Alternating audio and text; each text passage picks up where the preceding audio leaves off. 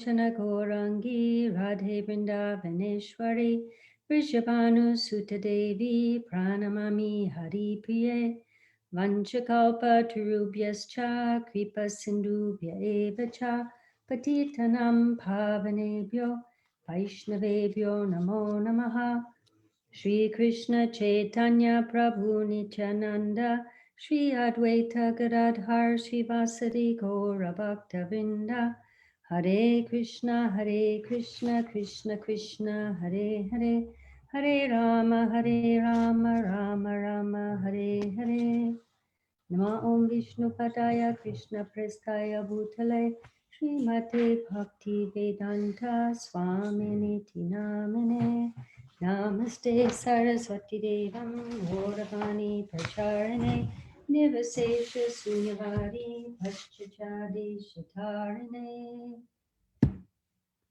Haribol.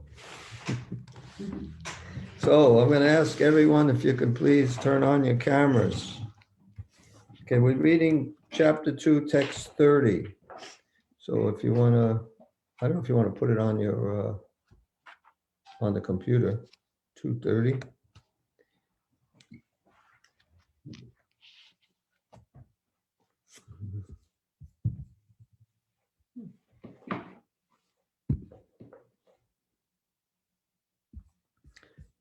Okay, well, does everybody have, everyone should have a Bhagavad Gita. At least one.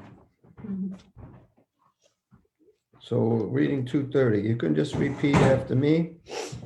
Dehi nityam avadyoyam. Nityam abadyoyam. Dehe savasya bharata. Dehe sarvasya bharata. Tasmat sarvani bhutani. Tasmat sarvani bhutani. Natvam shochitum arhasi. Natvam sochitam arhasi. Dehi nityam avadyoyam.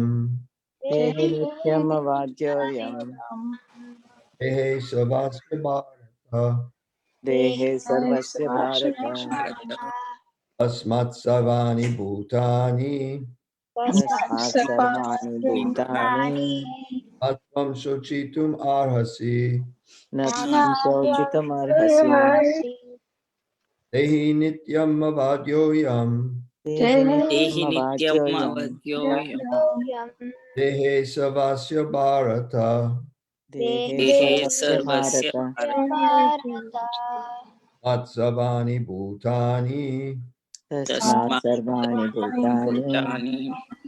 Latvam shochitum arhasi. Natvam Natvam sochitam sochitam arhasi. Okay. Dehi nityama vidyoyam. Dehi Nityam nityam avadyoyam. avadyoyam. Dehi sarvasya bharata. Dehe Dehi sarvasya sarvasya bharata. bharata. Tasmat sarvani bhutani. Tasmat Tasmat sarvani bhutani. bhutani. Natvam sotitamarhasi. Natvam Natvam sochitam sochitam arhasi. Dehi nityam avadyoyam. Dehe Dehi nityam nityam avadyoyam. avadyoyam. Dehe sarvasya bharata. Dehe Dehe sarvasya sarvasya bharata. bharata. Tasmat sarvani bhutani. Tasmat Tasman sarvani bhutani. sarvani. Natvam sotitamarhasi. Natvam Natvam sochitam sochitam arhasi. arhati. Dehi nityam avadyoyam. Dehe nityam avadyoyam. Dehe sarvasya bharata. Dehe sarvasya bharata. Tasmat sarvani bhutani. Tasmat sarvani bhutani. Natvam sochitum arhasi. Natvam no sochitam arhasi. Dehinam nityam avadei. Dehi Nityam avadyoyam. Dehi sarvasya bharata. Dehe Dehe sarvasya sarvasya bharata. Tasmat sarvani bhutani. तस्मात् सर्वाणि सर्वाणि भूतानि भूतानि न तं शोचितुमर्हसि न न त्वं त्वं शोचितुमर्हसि शोचितुमर्हसि देहि नित्यम् अवध्योऽयम् देहि नित्यम् नित्यम् अवध्योऽयम् अवध्योऽयम् देहि सर्वस्य भारत देहे देहि सर्वस्य भारत सर्वस्य भारत तस्मात् सर्वाणि भूतानि तस्मात् तस्मात् सर्वाणि सर्वाणि भूतानि भूतानि न त्वं शोचितुम् अर्हसि न न त्वं त्वं शोचितुम् शोचितुमर्हसि अर्हसि देहि नित्यमवाद्योऽयम् देहि देहि नित्यम् नित्यम् अवध्योऽयम् अवध्योऽयम् देहे सर्वाश्च भारत देहे देवे सर्वस्य सर्वस्य भारत तस्मात् सर्वाणि भूतानि तस्मात् सर्वाणि भूतानि भूतानि न त्वं शोचितुमर्हसि न न त्वं त्वं शोचितुमर्हसि शोचितुमर्हसि Dehi, Dehi, the owner of the material body. the owner of the owner of the material material body, body. Nityam, Nityam, Nityam, eternally. eternally, eternally. Abadyaha, Vajraha, Yaha cannot be killed. cannot be cannot be killed. Ayam, I I am am this soul. the this soul, soul. Dehe, Dehe, in the body. In the body. Savasya, Savasya, Savasya of everyone. of everyone, everyone. Bharata, Bharat, Bharata, O descendant of Bharat. a a descendant of descendant of Bharat, Bharata. Tasmat, Tasmat, therefore. therefore, Savani, Savani, all. all Kani, Bhutani, living entities that are born. living entities that are born. Na, Na, never. never. From, From you. you. Shochitum, Shochitam, to lament. to lament. Arhasi, Arhasi, deserve. observe. Translation. O descendant of Bharat, he who dwells in the body can never be slain. Therefore you need not grieve for any living being. Purport by Srila Prabhupada. The Lord now concludes the chapter of instruction on the immutable spirit soul. In describing the immortal soul in various ways, Lord Krishna establishes that the soul is immortal and the body is temporary. Therefore, Arjuna, as a Kshatriya, should not abandon his duty out of fear that his grandfather and teacher, Bhishma and Drona, will die in the battle.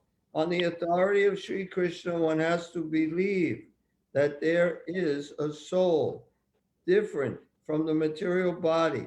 Not that there is no such thing as soul, or that living symptoms develop at a certain stage of material maturity, resulting from the interactions of chemicals.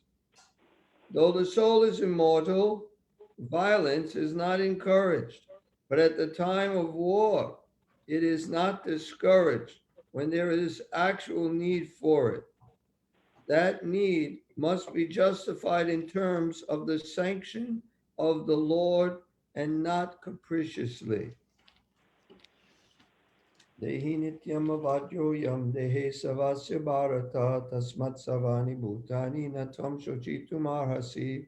O descendant of Bharat, he who dwells in the body can never be slain. Therefore you need not grieve for any living being.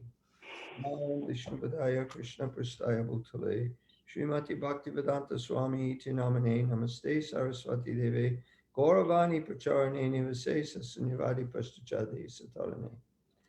So here we have this is the last verse pertaining, this is what Prabhupada said, the Lord now concludes the chapter of instruction on the immutable spirit, soul. So this is from like 213 or 212 on to 230. So about 20 verses, a little less than 20 verses, dealing with how the soul, and this is like we go over this so many times, is different from the body. These are verses that when someone passes away, are really good to help one to become fixed in what is really happening. Because generally we lament the loss of the body. And for devotees, when a devotee passes away, there's both lamentation and also there is joy. There's both. Because for when a devotee passes, we we have to believe that they're making more progress, they're going further, they're getting a better body, and hopefully they're going back to the spiritual world. uh, so we're happy for them, but we're sad for ourselves because we're bereft of their association, at least temporarily. We're bereft of their association. So these verses about the soul are very, very helpful for one who wants to make progress in spiritual life. You know, there are other groups that sometimes everybody criticizes everybody, but they criticize the ISKCON devotees because we talk so much about how you're not that body. I mean, I've been talking about it for 50 years now, and I'm still thinking I'm in my body or how I want to enjoy this body. Why would I want to enjoy this body if I knew I wasn't this body? It's like I don't think of myself as my car and I want to enjoy my car. I mean, I can enjoy the ride in the car, but it's me that's enjoying the ride, the body. Uh, but somehow or other, the body is a very, very strong illusion that the soul is in from birth or from many, many births, many, many lives. So it's a very difficult thing to get out of this bodily concept. So this repetition is very necessary. Can someone mute, or can everyone mute right now? So this repetition is very necessary in order to really become fixed and thinking about how I'm not the body. I'm a little tiny fragmental part and parcel. I'm brilliant as the sun. I'm so bright. I'm a little spark within this body. And that little spark is keeping this body moving and doing so many things. But to remember that is not always easy to do. So therefore, Krishna says almost 20 verses here about how who you are and who you're not. Who you are is the soul. You know, some people say they want to get rid of their ego. We don't want to get rid of ego. We want to get rid of false ego. Ego means identity. I'm identifying with who I am. So if I'm identifying myself with my soul or with the soul, when I say my soul, it's me. If I identify myself with who I actually am, then that's real ego. False ego is identifying myself with this body and thinking I'm great in whatever way that I look at this body and think it's good. And it's so foolish, it's false ego.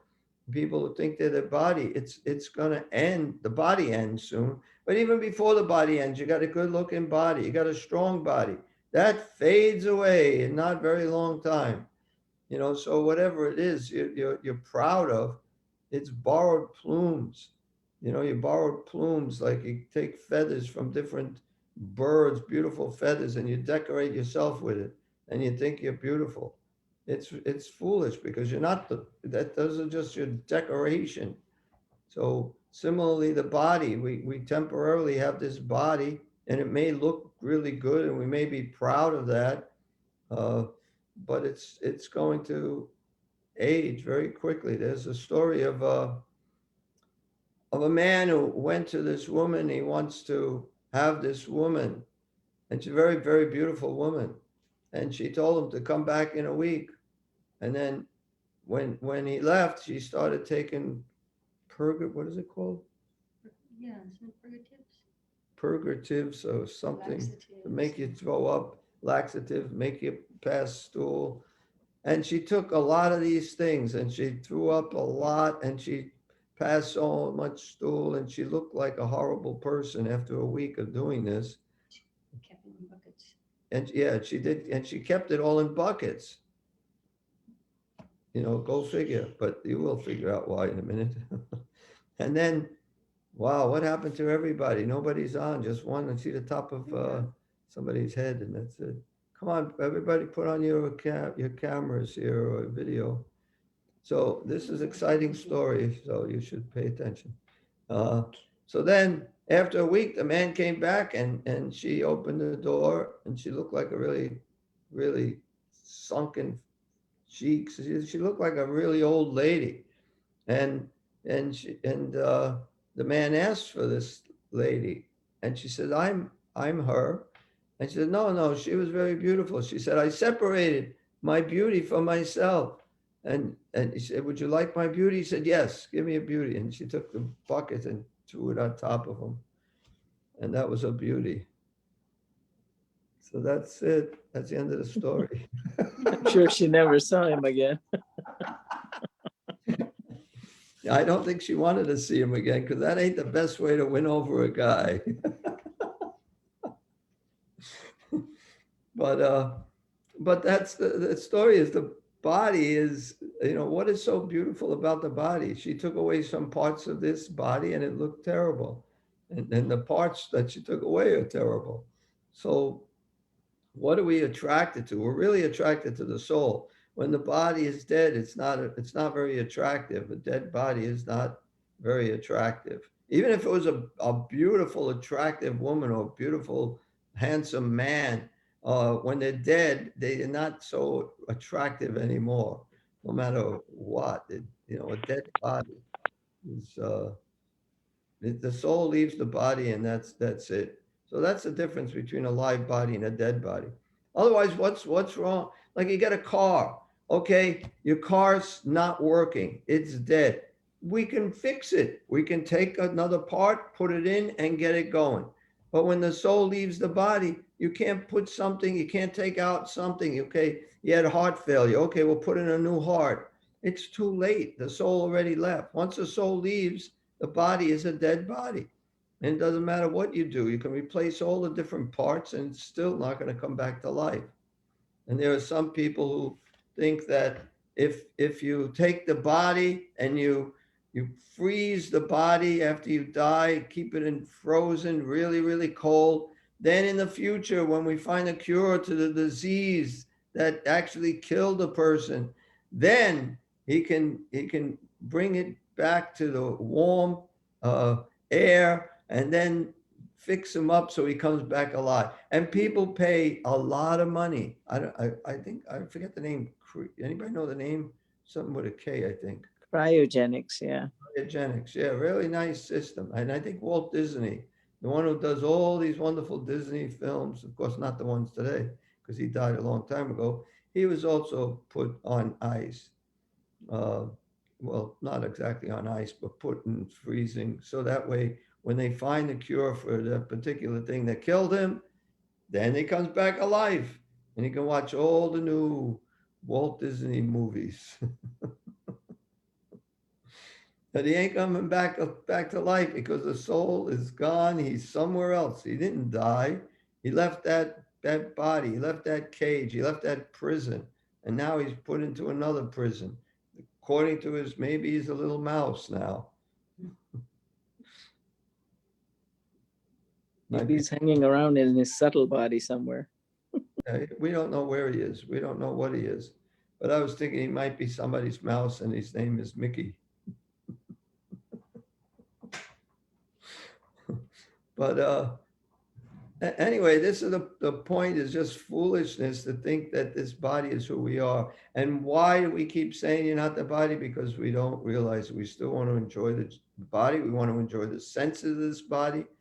And it's foolishness, but we're still all very conditioned. So we have to keep hearing this. We can't start hearing now about the Rasa Leela, Krishna with the gopis and try to understand that when we still think we're the body. I mean, we can hear some pastimes which are purifying, but in the conditioned state, we need to hear the basic simple things before we should go further, hearing the most intimate pastimes between Radha and Krishna. There was once Yogeshwar. He was with Prabhupada, and there was this book by the Goswamis. I don't know what the book was, something. And it was talking about very intimate, very, very intimate pastimes between Radha and Krishna. And someone was reading it or something, and Prabhupada was listening, and devotees were listening. And he was thinking, like, this is really sensual, this is. And Prabhupada was thinking this, it was very beautiful, very nice. Because he's seeing it in a totally different way than we're seeing it. We're seeing it or listening to it on a mundane bodily concept of life. You can't appreciate it the same way as a pure devotee can appreciate it, as the Supreme Lord and his pleasure potency. It's all him. It's all his expansions. So we have sometimes a hard time, but with hearing high or transcendental subject matter, because we may take it cheaply or we may misinterpret it as thinking it just mundane sex life when we hear these things with Radha and Krishna. So there is no, as far as my understanding, there's no sex life in the spiritual world. Because I don't really remember. I don't know what it was like, where I fell from. And even that, we just read, where'd you read that about when some people fall, some people were, in the spiritual world and fell from that position. So that seemed to indicate that some people weren't in the spiritual world. So both things are possible. You can fall when you're in the spiritual world, or you can fall from the Brahma Jyoti.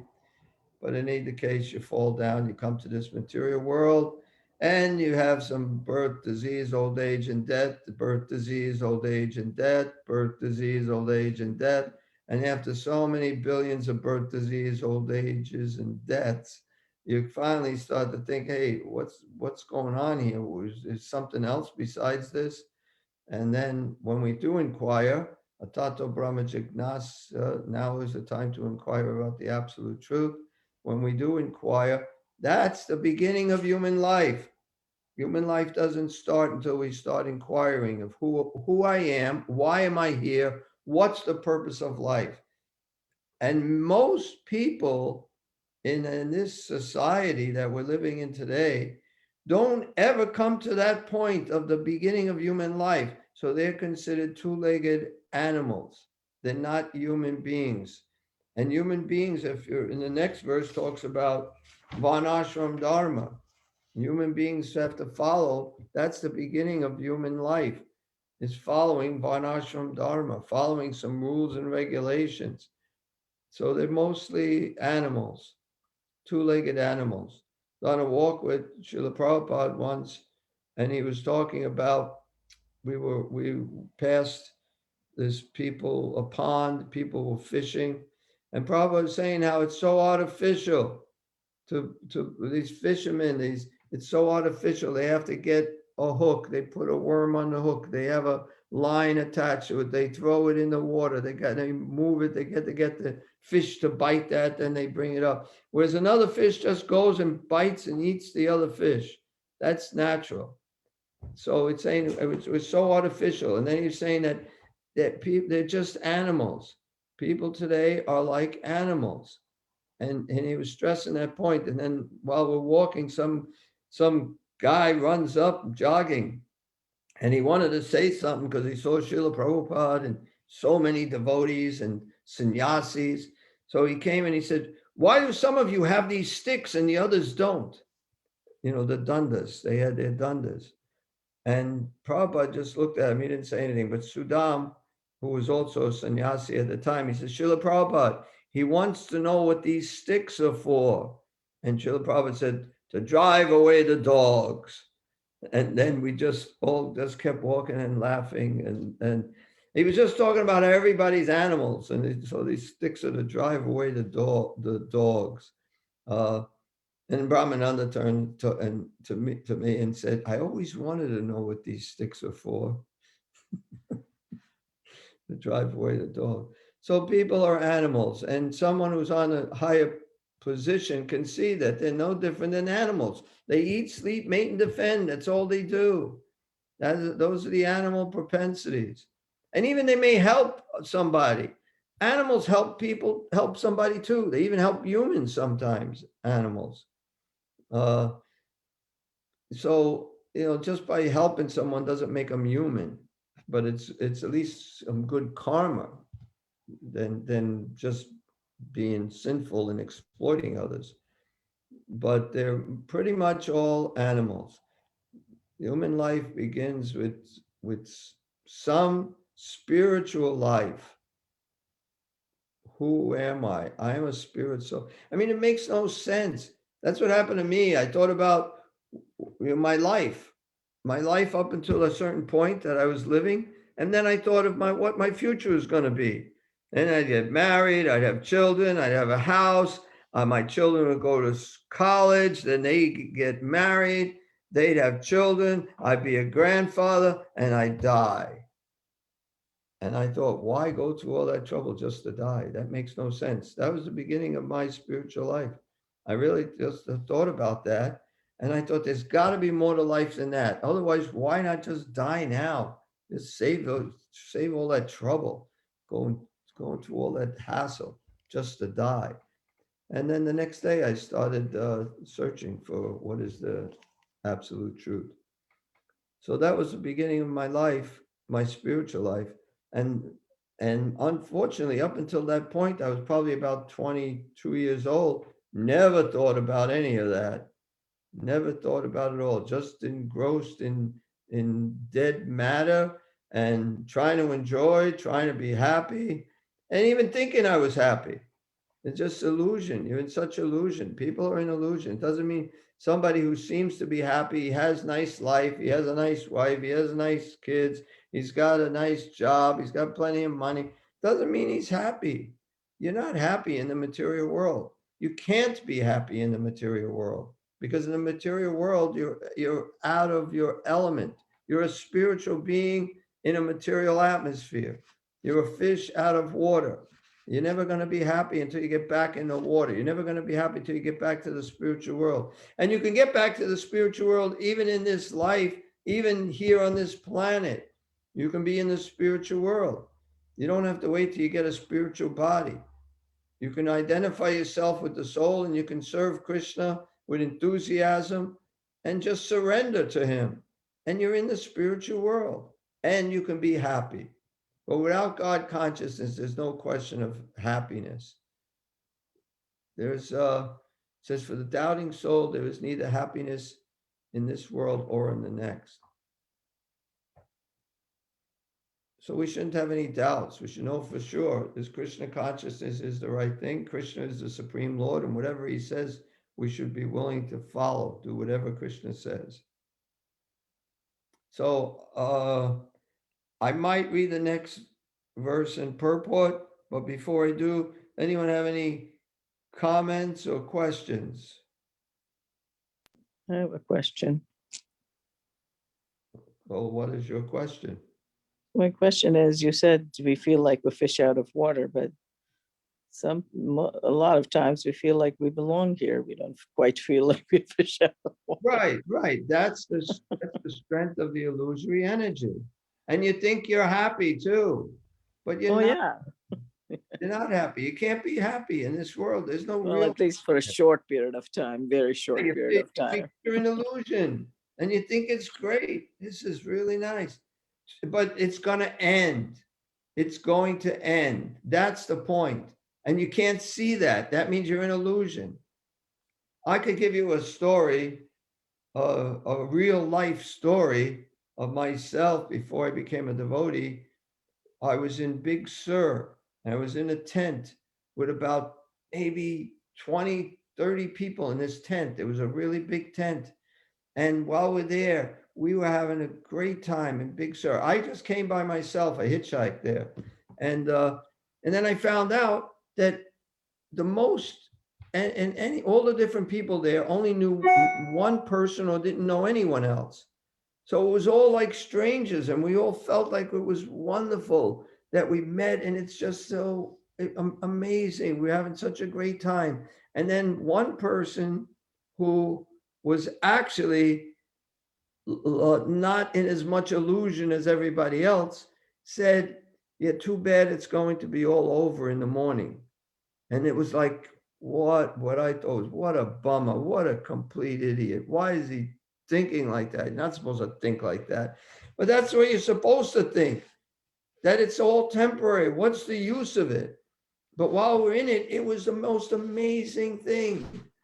And then he's the only one who had any kind of a brain, and we all thought he was a complete jerk because he ruined it for everybody. Just brought us all down to reality, that it's temporary. So that's the thing that you forget. You're an illusion and you don't think it's going to end. Even that time in the tent is going to end. Everything, your life is going to end. All the people you love, your children are going to die. It's a fact. It may, hopefully we die before our children do, but that's still a fact that that's going to happen.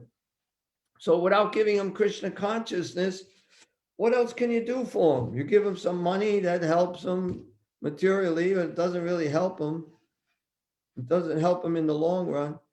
So, we're in illusion because we don't see the whole picture. All we do is see the little tiny picture. And in that little picture, everything is nice, but it's going to end very soon. We have to see that.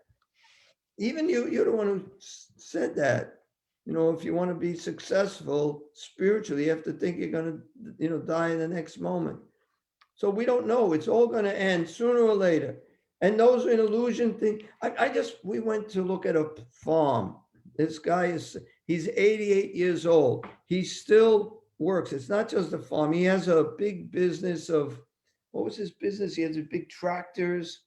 And anyway, he's still working. He's moving down to North Carolina. He built himself the same type of big, huge garage.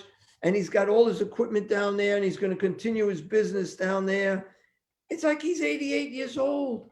And he looks like he's in good health, but it's like, what are you doing? He's not giving up his work.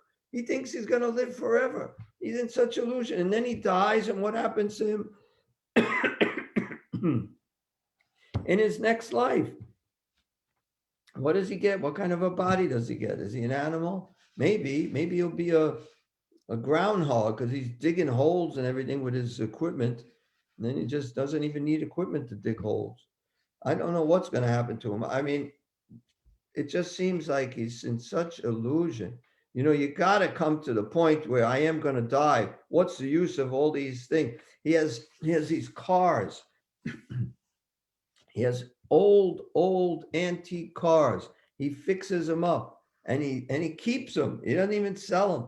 He's like, it's like, what's his purpose of his life? He does great work. It's really good, but he can't be doing it too much longer. How long? 100 years is the longest you're going to live. And that's rare. And that's pretty bad if you do live that long, because your body gets so bad and you're suffering like anything. So the only reason you're thinking you're happy because you're not seeing the whole picture. You're just seeing a little part of the picture. Even the whole picture, we don't see. Let's just see the whole picture of this life. Let's look at that. I'm going to die. We don't even know what's going to happen next. The whole picture is way bigger than this one life. But at least look at that. And then why waste my time thinking everything is wonderful? It's just an illusion. I was riding a bike as a little kid and thought I can ride with my eyes closed and I could go straight. So I closed my eyes and I was riding, and just when I opened my eyes at that instant, I hit a telephone pole. I was on a sidewalk, I had a big sidewalk, but somehow I kept going a little bit until I just opened my eyes, hit a telephone pole, the bike handles went into my side. I was in pain, lost my breath. An old lady said, "You okay? You okay?" She must have thought I was nuts. And I said, "Yeah, I'm fine, thank you." But I wasn't fine. But that's an example of ignorance is bliss. While I was in ignorance, when my eyes closed, I'm thinking I'm going straight, everything's perfect. Then I hit a telephone pole. So ignorance is bliss. When you're in total ignorance and you think everything is going so nicely, and the next minute you get smashed. That's the material world. So to think that you're happy means you're really in ignorance. At least the more advanced person sees that he's not happy. And the most advanced person, he sees he's not happy and he tries to do. Now, what can I do to become happy? This whole eating, sleeping, mating, defending, acquiring money, getting money acquisitions and finding this person or that person, none of it lasts. What can I do to really be happy? What is the real purpose of life? So until you start your spiritual search, it's just a big waste of time. And you know, unfortunately, it takes us pretty much a whole lifetime to come to these realizations, and sometimes more than one lifetime, but we could do it in one lifetime. So anybody who's thinking that they're happy is in ignorance. I remember when the one conversation I had with my parents, never had a conversation with them at all until I got interested in Krishna consciousness. And I remember saying, "I just want to be happy." And my father replied, "Nobody's happy." So he was smart enough to see that people are not happy. He wasn't smart enough to see what you can do to be That's happy. what I was going to say, that I'm, you may not be happy, but you just do not know how to completely alleviate your unhappy situation. Wish I could see more than just your eyes because I can't see a mouth moving. But I don't want you to see I'm nodding my head. yeah, you're just say it again because it's harder to when I said, I know I'm not happy. I may not be, I may be unhappy, but I just don't know how to make myself happy. And oh, you should know. You've been around Krishna consciousness for long. right, but you can kind of get yourself out of your There's no material condition. get out. Okay, let's go back. We'll use you as a guinea pig here. No, you're not happy. You are happy. We're all relatively happy. Materially, things are going okay, but at any moment it could end. At any second, things can be horrible. That's a fact. But for Krishna's devotee, he usually lets them be happy, even materially. There's no reason not to. Now, how can you be really happy? Is if you completely surrender to Krishna. Now, that's a little too much, which it is for most of us to completely surrender to Krishna.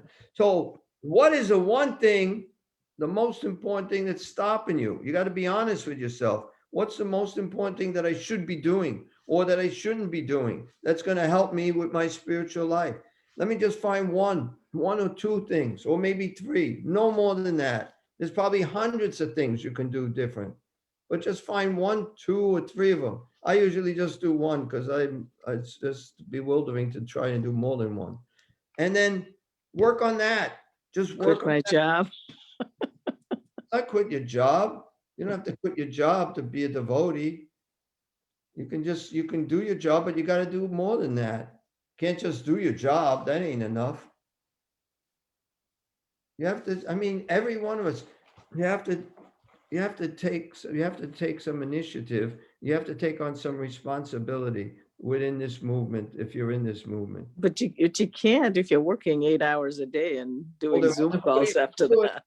I don't know, maybe you can't. I can't. I may be not able to do it, but there are devotees who do it.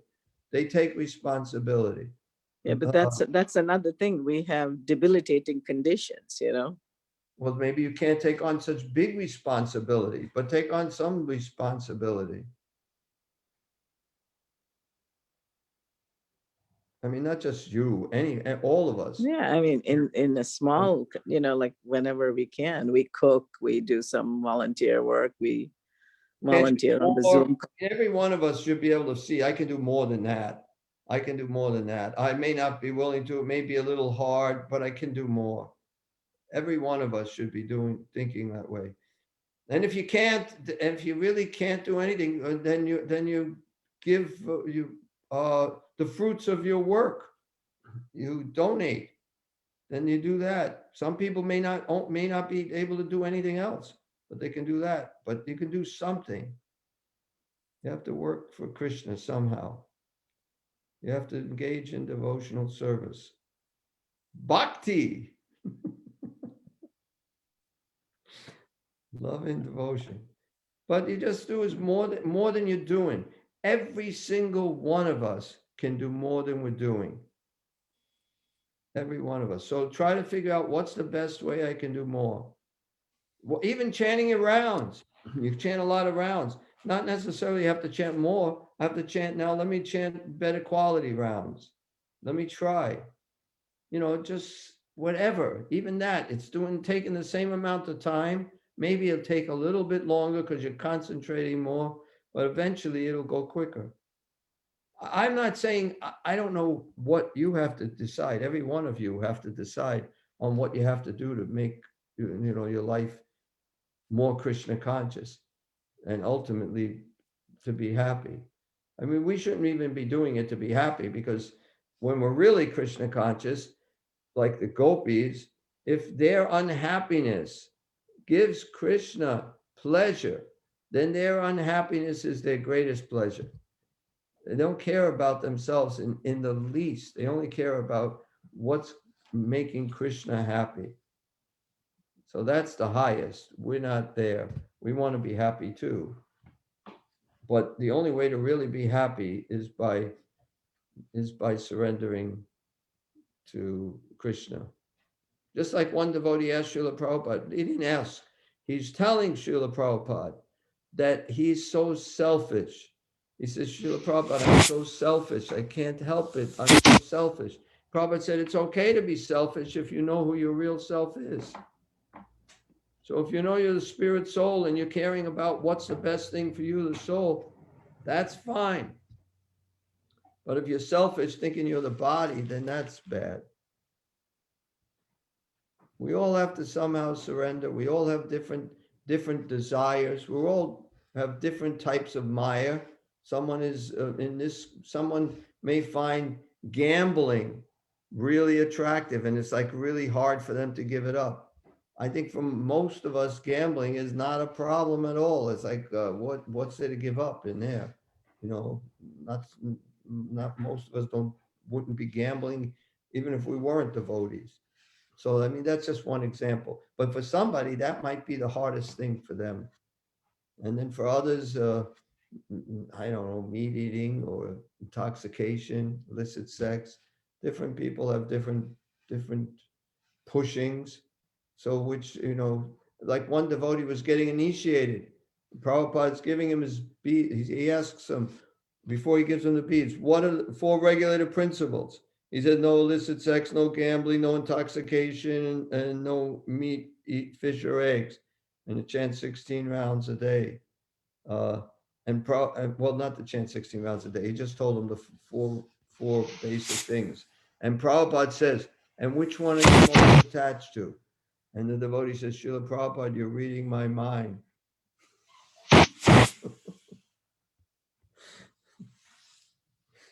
And he was.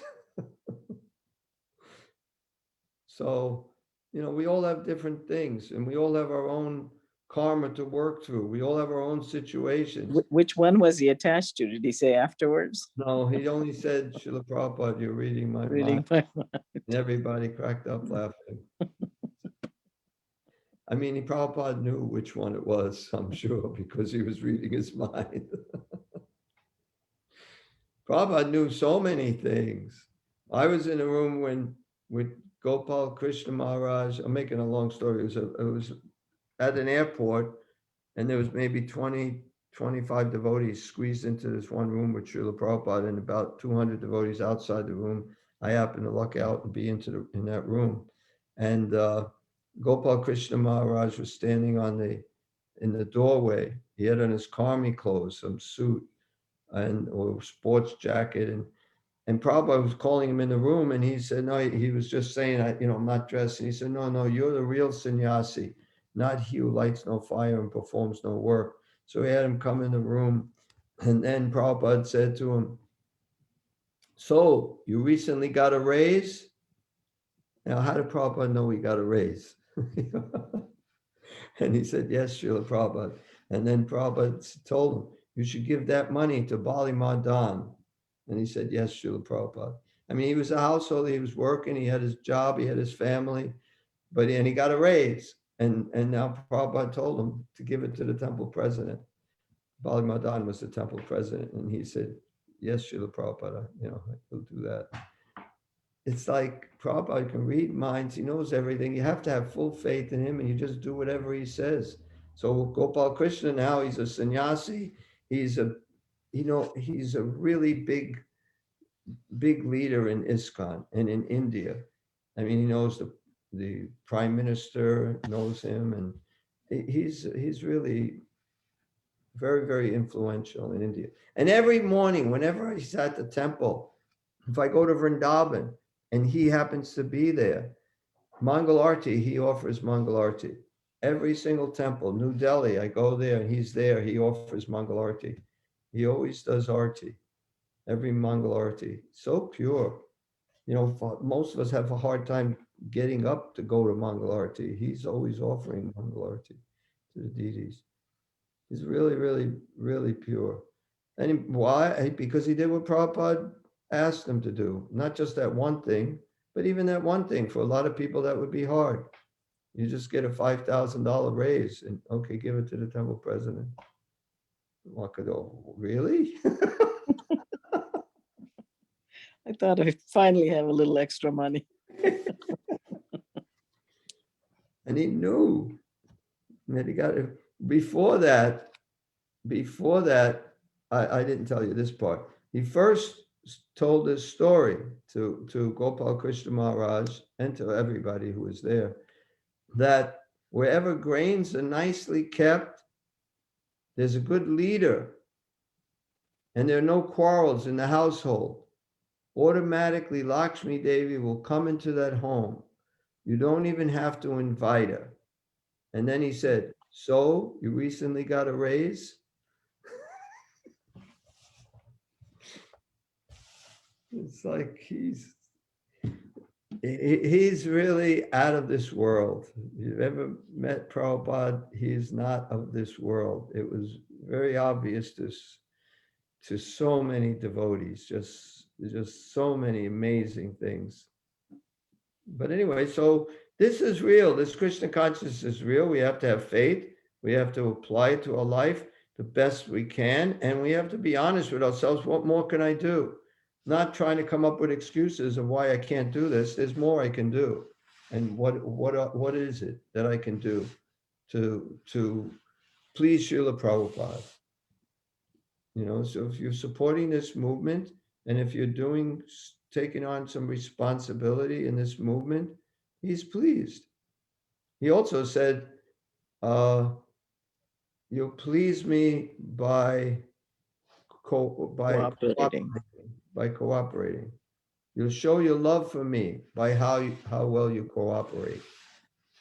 I think we pretty much cooperate here. I mean,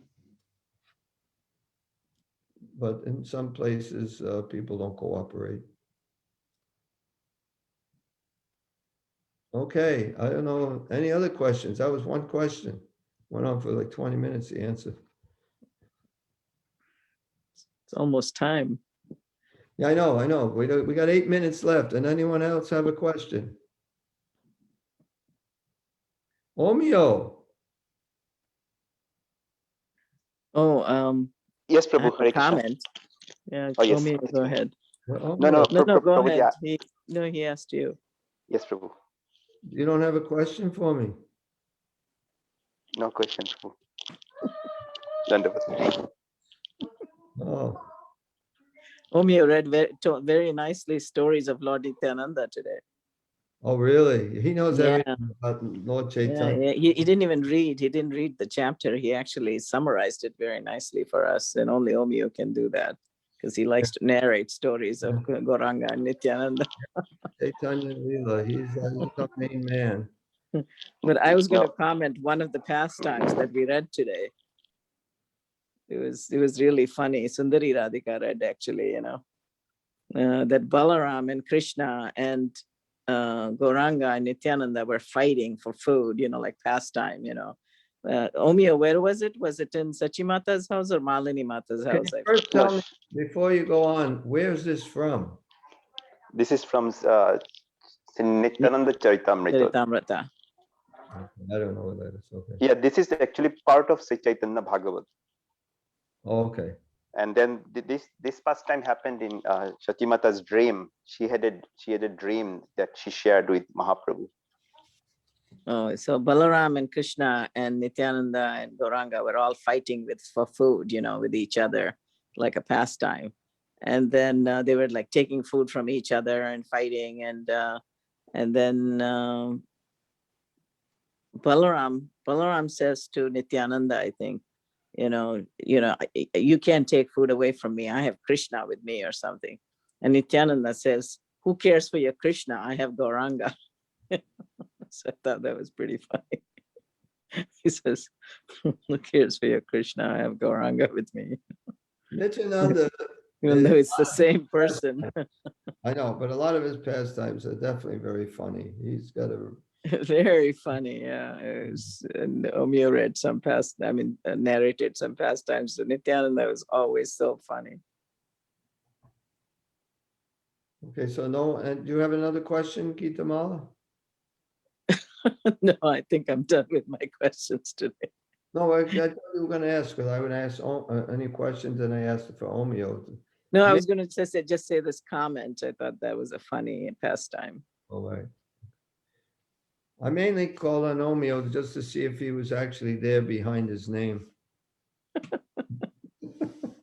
I was there, Prabhu. I was also looking after Gaurhari. He was with me. So.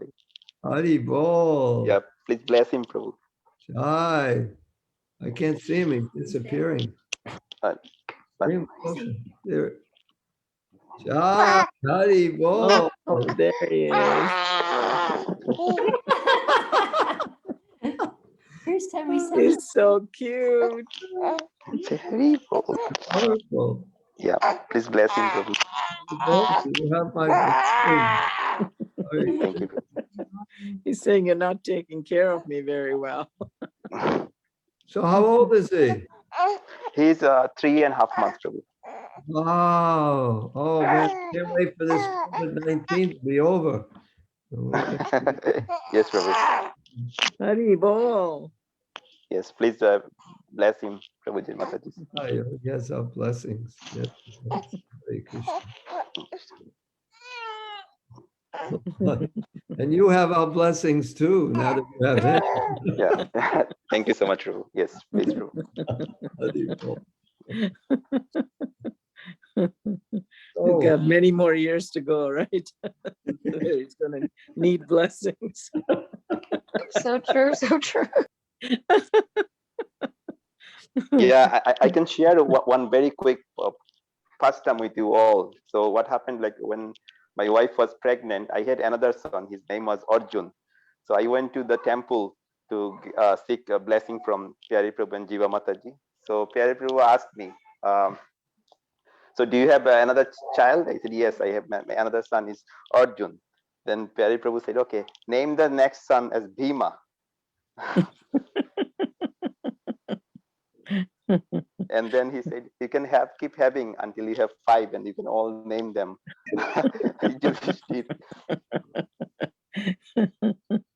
So you decided you don't want to have 5. So I'm going to stop with Gaurhari.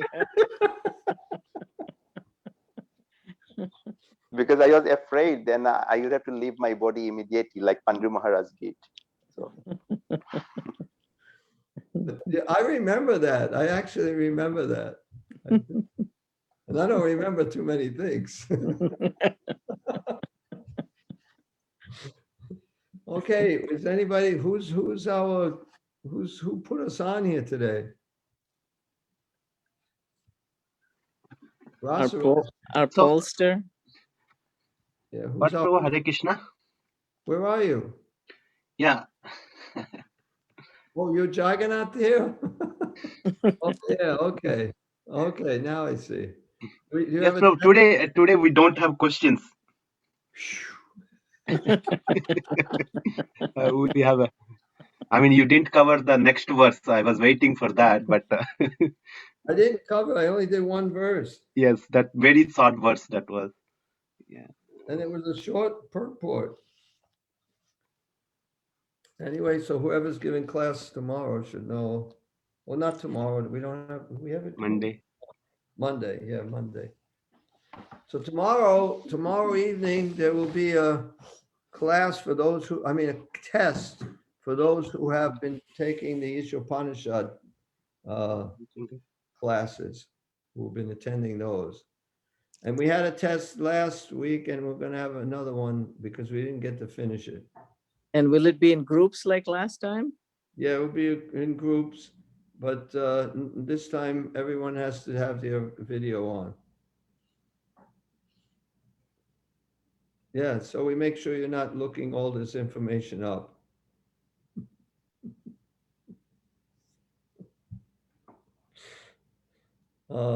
Yeah, it's gonna be, we can either have the same group, we don't know what people are coming on, but we'll make groups. I'm just telling you all this now so you can have a hard time falling asleep tonight worrying about it.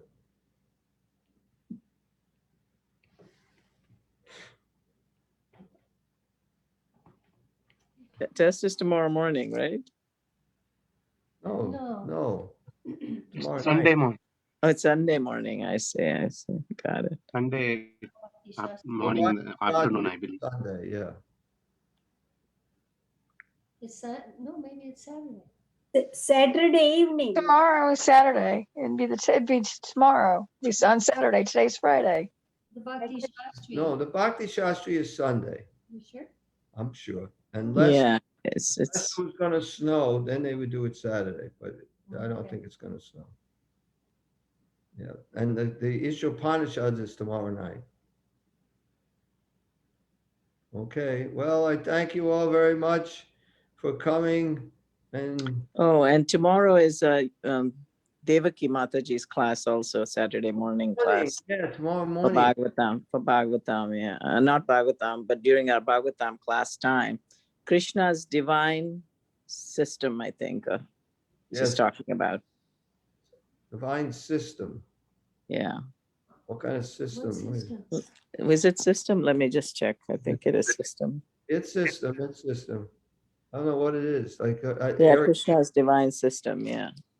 But Malochini said she listened to that class and she loved it and she thought we should all hear it too. So anyway, we're gonna hear it. I think this is a good way to have it come because it's right. And I said you should come more often like this. We don't have to do our special diets, you know? Yeah, But we can hear her nice lectures. You know? And I think she's staying put in Germany now because of COVID, you know. right. Where her mother is, yeah. So she has the time to give the talks. Is her mother a devotee? No, but she reads to her mother a lot. Her mother is getting older, so I think she's becoming a little more, she's getting favorable and she loves listening to her daughter read to her. So, and she cooks for her. She cooks for her mother. I don't know if she lives with the mother. I think she lives at the temple. I think she has a small room or some small place. Anyway, thank you all very much. Let's offer our obeisances to all the Vaishnava devotees of the Lord. Panchakalpa. पावनेभ्यो वैष्णवेभ्यो नमो नमः अनंत कोटि वैष्णव वृंद की जय श्रील प्रभुपाद की जय grace प्यारे मोहन प्रभु की जय। जय to Devi Priya ki. Hare Krishna. Hare Krishna.